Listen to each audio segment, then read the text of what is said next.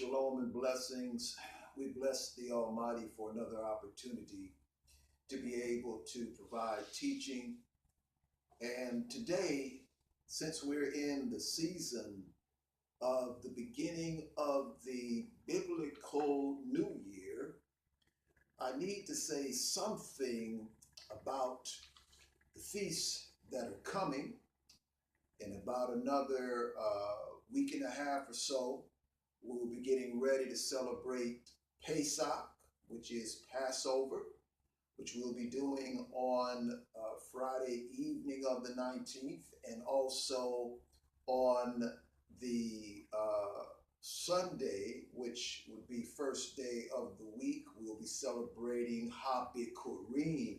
Habikurim is first fruits. And it was on that day that the Messiah rose from the dead.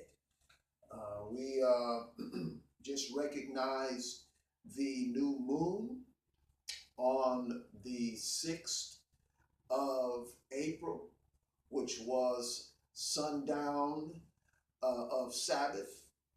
And we marked the first day of Abib, which is the beginning of the biblical New Year for the people of the Most High Yahuwah. And so we're so grateful to be in a new year.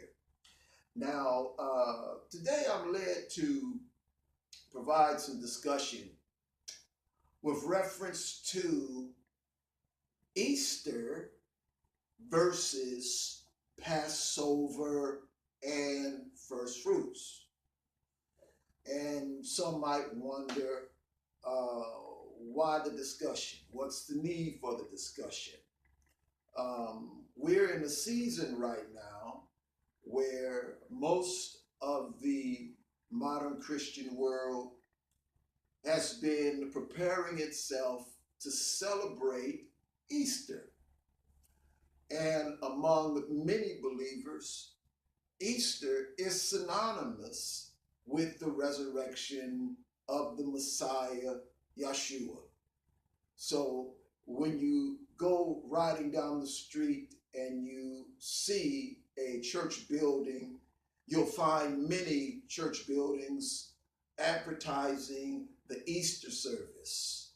And many of them will also have times where they're preparing for a great number of people to come out.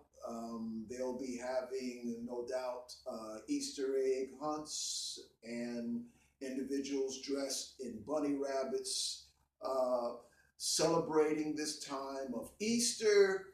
And to them, it is synonymous with the resurrection of the Messiah. So those of us who are informed, however, with the history and the development of Easter, we know that Easter and the resurrection of the Messiah have nothing to do with each other. So I need to provide some discussion, and hopefully those who hear this teaching will come out informed and will be able to make a decision regarding this that is celebrated in most Christian circles, to understand that there is a difference. And so we need to first of all establish the fact, what is Easter and the origins and customs of Easter. First and foremost, the word Easter, it comes from the term Eostar. That's the Old English term for Easter. But it goes back even further than that. It goes back to Babylon, the Babylon that Nimrod in the Bible had created. And it goes back to that ancient pagan system that they had designed. In that ancient pagan system, Ishtar is the name of the deity of fertility. And it is said of her that she was the deity who presided over childbirth. And in her honor, women sacrificed their virginity on the feast day or became what we would call temple prostitutes. Now, Ishtar is the Babylonian name for this fertility goddess. And when the languages had been confounded by the Almighty, that same root term Ishtar is seen in other pagan cultures, such as with the Canaanites, Ishtar is named Ashtarte.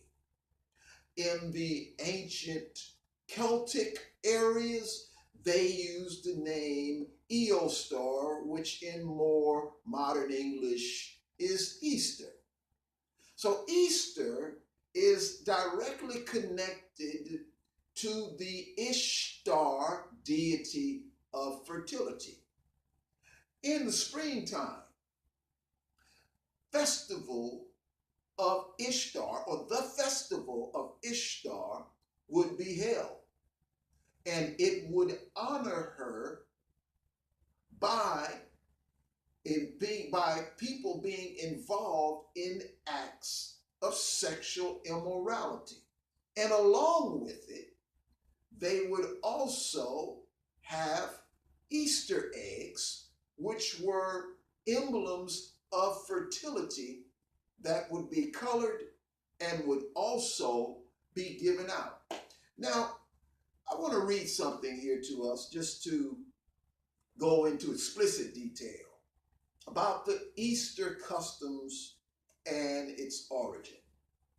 And I'm reading this from a pamphlet that I wrote almost some 18 years ago, but it just gives the detailed rundown. So if you just bear with me, I want to read this. And it says, since there appears to be no connection between the resurrection and the Easter celebration, let us consider the origins of Easter.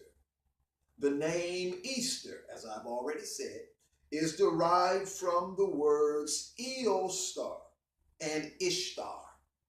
Easter is the name of the ancient Saxon deity, the Anglo-Saxon deity of spring and fertility. Ishtar is the name of the ancient Babylonian deity of love and generation. The name Easter, Eostar or Ishtar, was also used to represent the spring festivals devoted to the deity of love and fertility. Listen to this. Its celebration goes back about 4,000 years. I would venture to say 6,000 years, which is obviously before the birth of the Messiah, Yeshua. It originated from the Babylonian religious system where it is believed that idolatry began after the flood. I had said during the time of Nimrod, after the flood. The practices associated with the Ishtar festival were symbolic of Ishtar. She was the mother deity who presided over childbirth, and in her honor, women sacrificed their virginity on the feast day or became temple prostitutes. Rabbits and eggs also have their origin with the ancient Babylonian cult, the Easter festival. According to the legend, the white rabbit played in the full Easter moon that was pure white and brought gifts of colored eggs to children who were good. From this legend, the rabbit and the egg became important symbols of the celebration. Now, it should be noted that both the rabbit and the egg represent fertility. The rabbit was known as a quick reproducer of many rabbits, and the egg was an emblem of life to the ancient pagan worshiper. It was believed that the egg symbolized the universe and that mankind was formed and then enclosed within it. The Persians, in their Easter festival, which they regarded as the solar new year, gave colored eggs to each other in celebration of the sun's resurrection. Now, you might ask, how is it that this got blended in with the resurrection of the Messiah? And in order for us to really get into that, it's important that we understand what was going on during the time of the resurrection of Messiah, as that all related to the Hebrew feast, which belonged to us as the people of the Most High. Now, I just said a little while ago that we just celebrated the new moon. Now,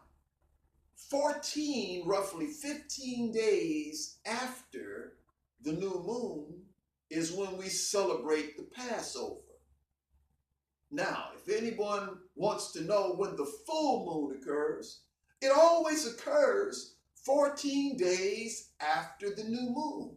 So when we celebrate the Passover, we are celebrating it during the time of the full moon.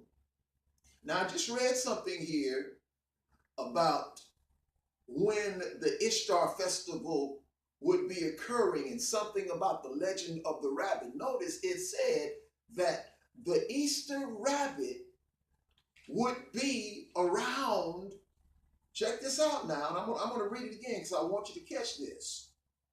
When it talked about the Easter rabbit, it says that the legend of it was that the white rabbit played under the full Easter moon. So what we see is that the Ishtar celebrations were occurring during the same time that our Moedim, the Hebrew feasts, were also being celebrated. So this is what you had going on. When the Hebrews, the Israelites, were celebrating Passover, you also had the pagans, which were the Romans, the Greeks, the Egyptians, the Celtic Europeans, everyone outside of the land of Israel had their own pagan celebrations during the same times within the year, because their pagan system all came from Babylon. And so what we find here is that during the time of the Passover celebration, you also had the Ishtar celebrations being done. Another thing that we need to note is that within the pagan system, they believed that during the same time, it was the time of the resurrection of the sun, because the sun was the major deity for all of the pagan religions. Reason why that would be the case is because this would be done after the vernal equinox, which would be when spring would kick in. So they would be celebrating the resurrection of the sun. So now, looking at all of that, seeing what was celebrated amongst the Israelites, and we know that the people of Yahuwah, who embraced Messiah Yeshua, continue to celebrate Passover.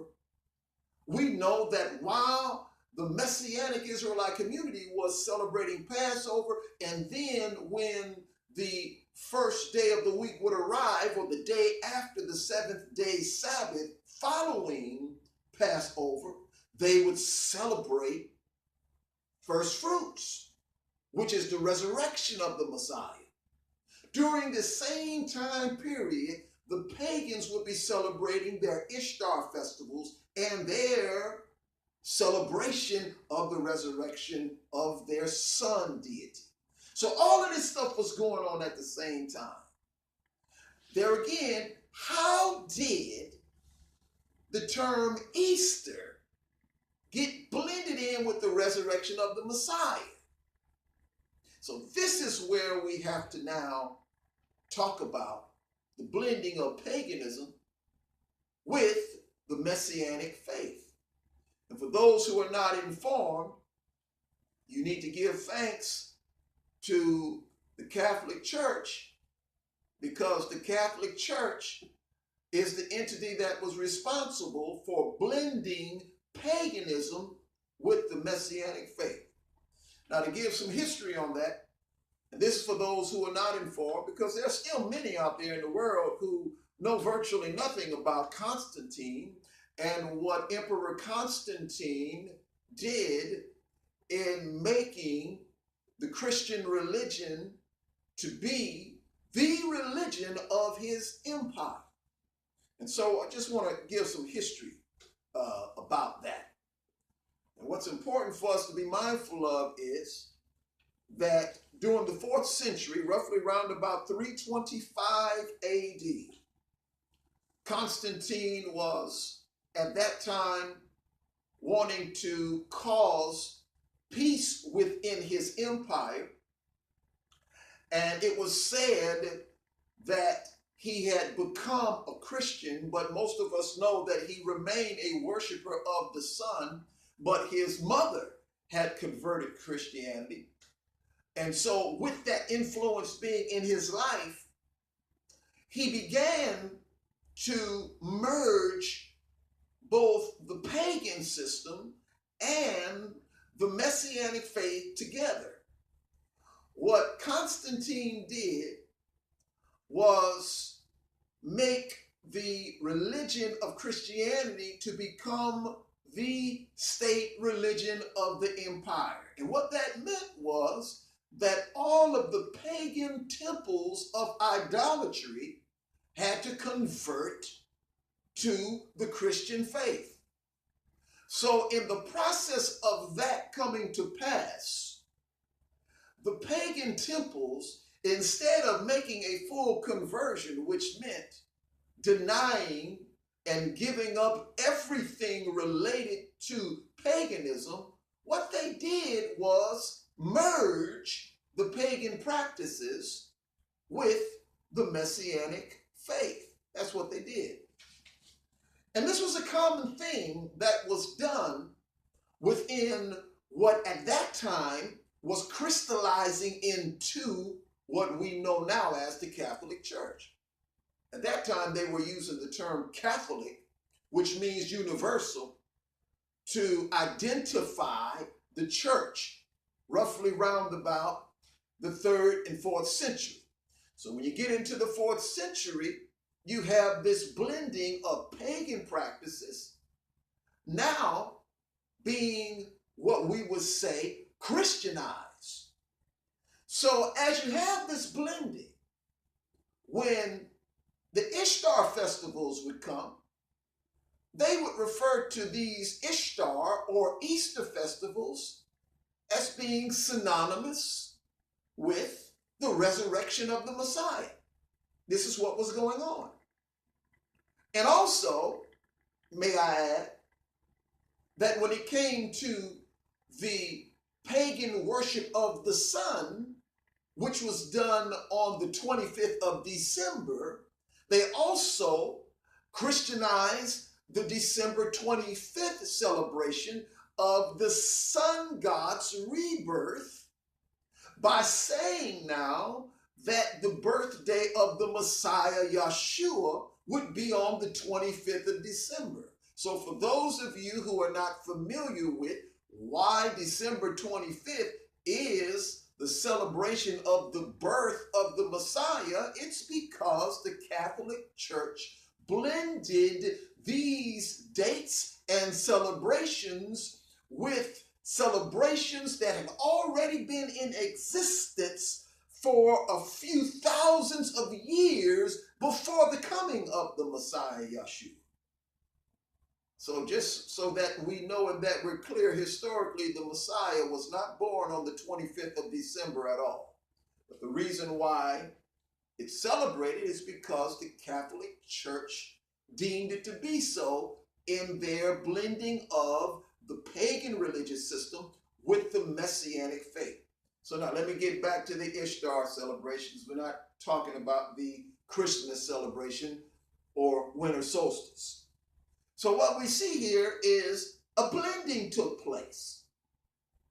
And with that blending that took place, we have ministers that continue to use the term Easter as being synonymous with the resurrection of the Messiah, without realizing that the background and the history of Easter has nothing to do with the Messiah at all. Matter of fact, presently, today, while there are many people who may be unaware of the fact that there still exists the pagan religious practices which have been consistent with the ancient pagan practices of thousands of years, they are continually being practiced by pagans today. Many of these pagans will refer to themselves as neo-pagans or new pagans, but they are continuing the same pagan practice. And for them, when they celebrate this spring celebration of Easter, where they have Easter egg hunts and coloring of Easter eggs, they willfully express that they have nothing to do with the Messiah Yeshua. You've got people that are celebrating Easter and that hate Yeshua. You've got people celebrating Easter and have nothing to do with going to any type of Christian house of worship, could care less about it.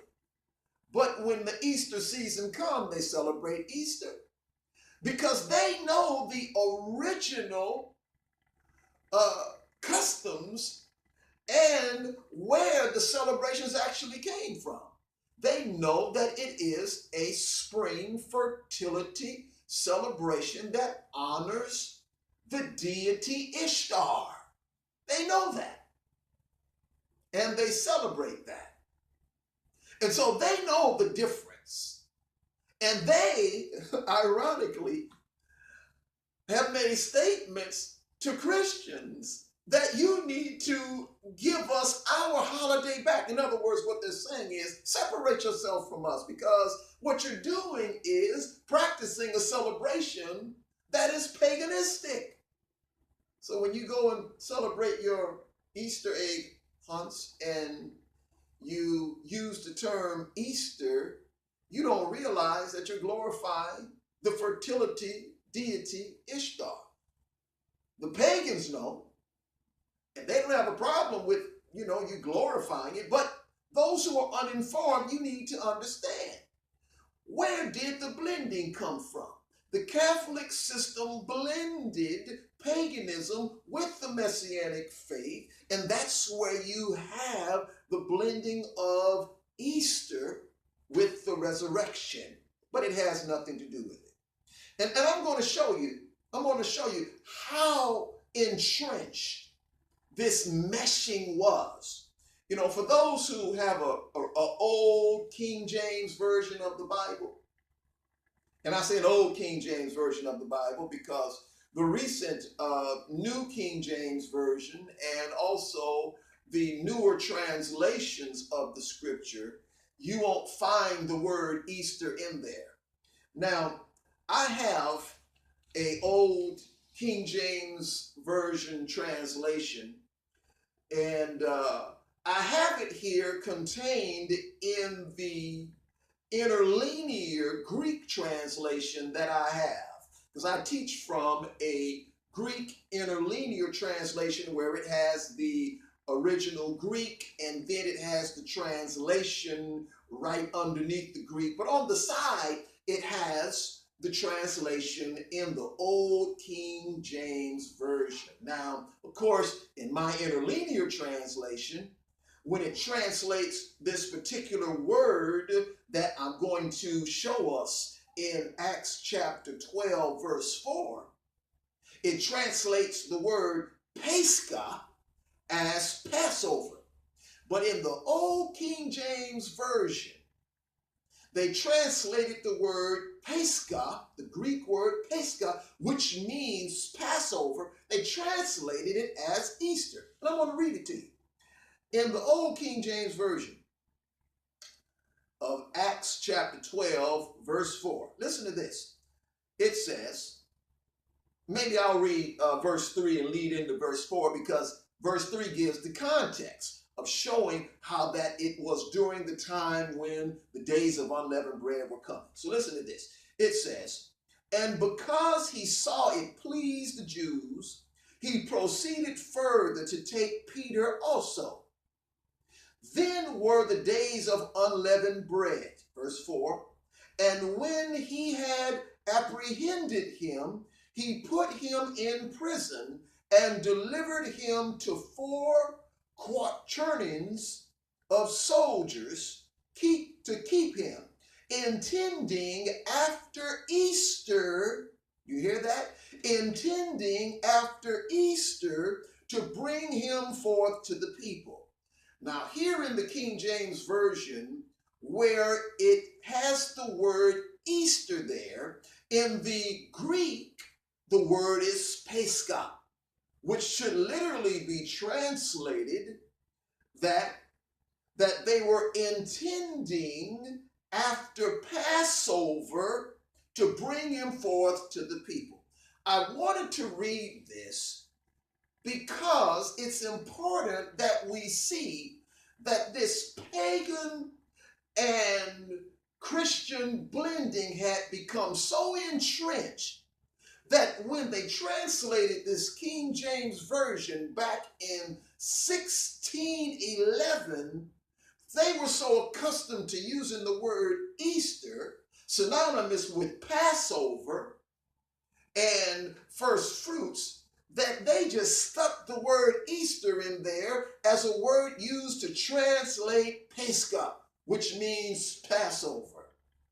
Now, back in the time of the Messiah, there's no way in the world that they would have used the word like Easter because they knew about the Easter celebrations that were being celebrated by their pagan neighbors who were Romans and Greeks and Canaanites and other peoples that celebrated these festivals with regard to Ishtar.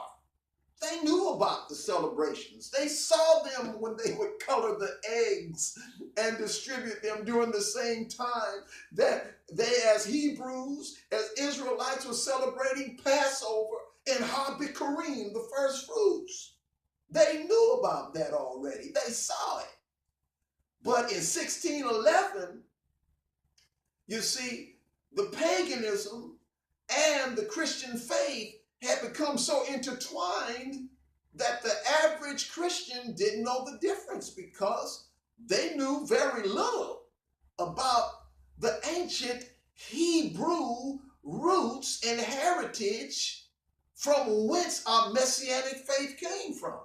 They knew very little about it because, you see, when the translation of the King James Version was done in England by the Church of England, which broke from the Catholic Church, everything that has to do with any of the churches of the West, be they Protestant, all came out from the Catholic Church.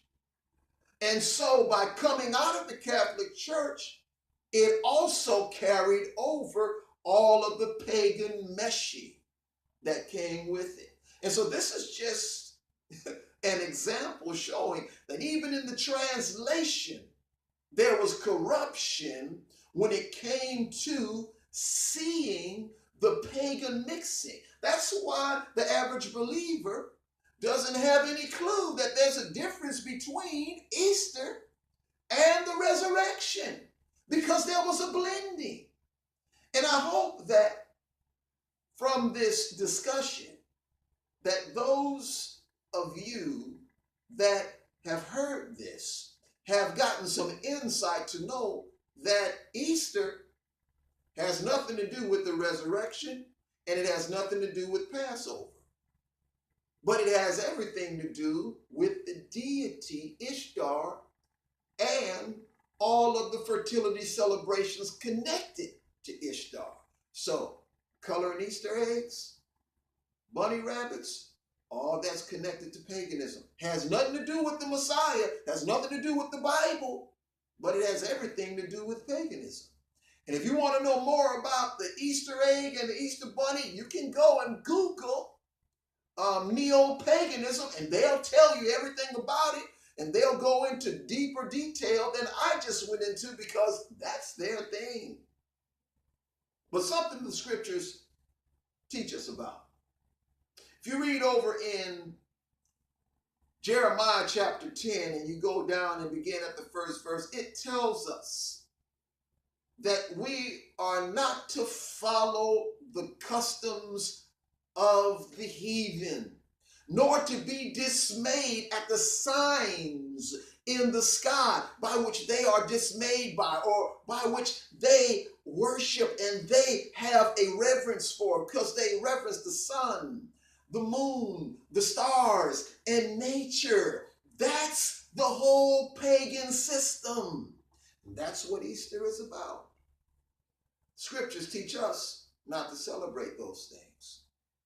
And so, while we're getting ready for Pesach, Passover, that's coming, and first fruits, Habikarim, which celebrates the resurrection of our Messiah, Yeshua, I want to say to all of you who serve Yeshua, and you might not necessarily practice your faith from the ancient Hebrew Israelite way of keeping Torah, you need to be informed that when you practice and celebrate this season and you're blending these pagan customs together, that it's not honoring the Most High Yahuwah.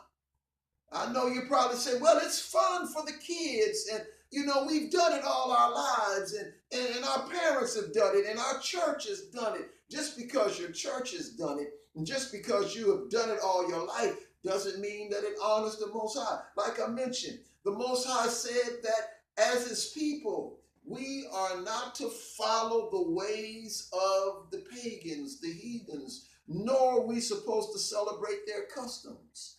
But just a little advice to you. If you're concerned about your kids having a good time, something that we did with our children when we would celebrate this season, we would make first fruit baskets for our kids, and we would tell them, when we would put the candies, all of the fruit based candies, and we would put fruit in the basket, and we would put scriptures there that would say that Yeshua is the first fruits of those who rise from the dead, because that is what Habikarim is all about. The Hebrew festival of first fruits. You can do that for your children. You don't have to follow a pagan custom in order to provide your children with some fun. Follow the feast of Yahuwah and do it his way. Bless the Almighty. My kids never missed out on anything because they knew the truth from a biblical perspective. So I encourage you that are believers to do that with your children. Don't follow the pagan customs. It's against the word of the Most High.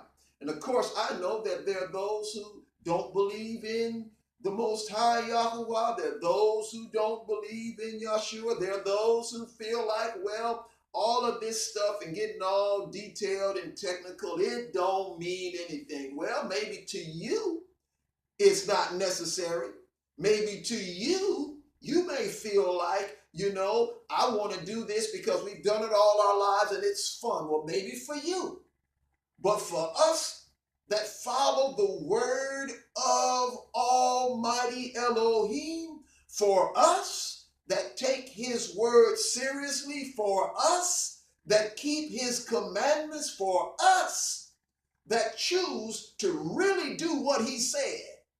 Deuteronomy chapter 28, the first verse.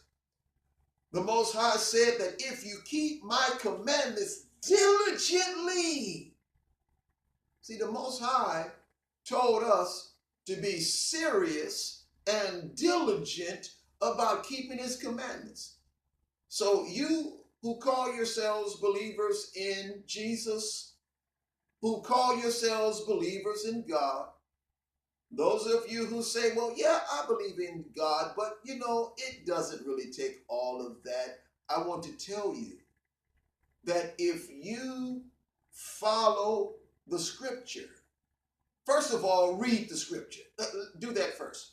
If you read the scripture about the Elohim, the mighty one of the scriptures, he is very clear and he commands those who are called by his name to be obedient to his commandments.